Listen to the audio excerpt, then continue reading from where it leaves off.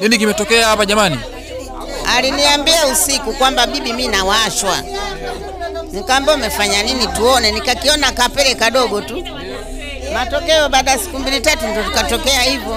Yes, hiyo hapo ni video ya mwanadada mmoja ambaye kwa sasa video hiyo itazidi kusambaa na kutrend sana kwenye mitandao ya kijamii, ikimuonesha akilia kwa uchungu baada ya kuoteshwa uume sehemu zake za siri. Na kupitia kwenye hii video inamuonesha namna ambavyo bibi akiongea kwa uchungu akisema kwamba hajui tatizo nini ambalo limemfanya mpaka binti huyo kuoteshwa uume kwenye sehemu zake za siri. Lakini pia bibi yake au bibi wa huyo binti anasema kwamba tukio hilo lilianza na upere, ambapo kadri siku inavyoenda basi ilizidi kumwasha, na baada ya siku 2 basi ndio ikatokea uume kuwa mkubwa. Lakini pia bibi naye anaomba ushauri ili aweze kumpeleka sehemu gani ili binti yake aweze kupona, ambapo akasema kwamba anatamani ampeleke kwa mganga au kwa mchungaji ili aweze kufanywa maombi kutokana na hicho tukio. Hii ni kwa sababu alikuwa afahamu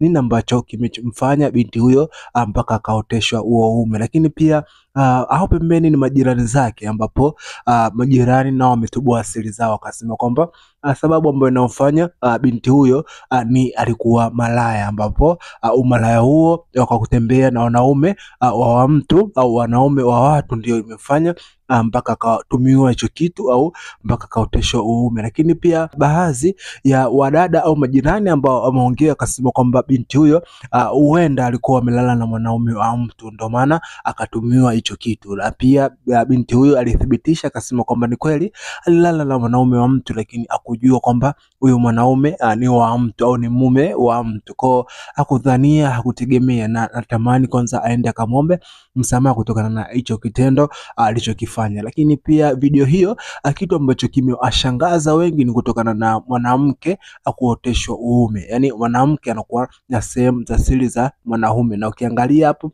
kwenye hiyo video ni kabisa ni uume wa mwanamke, yani ni uume kama mwanaume lakini umeoteshwa pale, na ni uume ambao mkubwa ambao kitu kama hicho pia alisikika akasema kwamba uume huo unamfanya nasikia maumivu sana, naumia kutokana na kubana. Kwa kitu kama hicho kinazidi kuhuzunisha, na kitu kama hicho kinafanya baadhi ya watu wengi kuwa katika majonzi na kuwa katika huzuni kutokana na hicho kitendo ambacho watu wengi wamefanywa au binti huyo amefanywa. Lakini pia kwenye video hiyo imefunza wengi na imewapa onyo wengi kutokana na kauli ya kutotembea na mwanaume wa mtu. Watu wengi tunaangalia hapa Tanzania, wanawake wengi wanatembea na wanaume wa mtu kujua changamoto au kujua vitu ambavyo vinaweza kusababisha madhara hapo pembeni. Hebu tazama hii video alafu dondosha maoni yako, uzungumze au tuambie nini ambacho unachokiona au mawazo yako. Je, ni sahihi binti huyo kupewa adhabu ya kuoteshwa uume au angepewa adhabu nyingine tofauti na hiyo? Nini kimetokea hapa jamani? Aliniambia usiku kwamba bibi mimi nawashwa. Nikamwambia umefanya nini tuone, nikakiona kapele kadogo tu. Matokeo baada ya siku 2-3 ndio tukatokea hivyo. Bija kutokea hiyo. Ameotea maumbile ya kiume. Maumbile ya kiume. Ni ugonjwa au ni nini? Sielewi sasa, maana yeye mtoto wa kike, lakini imetokea hali kama hii. Si ugonjwa huo, namna siji kategwa mjukuu wangu, hata sielewi sasa. Poleni. Asante sana. Kwa sasa hapa nini kinafuata? Kinachofuata mimi ndio hapo naomba ushauri wenu, kama tumpeleke kwenye maombi au kwa waganga. Pole sana. Asante sana. Bwana mtaalamu, kama ambavyo unaona hii hali imekuwa sio. Mama, habari yako? Salama, vipi hali? Safi, pole. Asante. Nini shida tena jamani? Ndio hivyo, tupo tunashangaa tu, muda tunamshtukiza, shangaa tu analia, mama yake hapa na bibi yake wanaongea naye, mara tunaona mtu kwa dude kama hiyo, sio mganga. Nini hicho? Hata tuelewe dude gani limemtoka tu hapo mbele. Kwani wewe ulivoligusa pale lipo kama nini? Mwenzangu lipo kama ndio hivyo tena. Ndio hivyo ndo nini? Lipo kama shipa, si shipa nini si nini, hata lieleweki. Poleni. Asante. Nini kiendelea? Yaani udada kaamka asubuhi mambo yamemkuta. Kajikuta na kitu cha hilo tego tego hilo. Wewe bwana umeligusa? Mimi sijaligusa. Umejuaje kama tego? Linaonekana tu ukiangalia lilivyo hapo tego.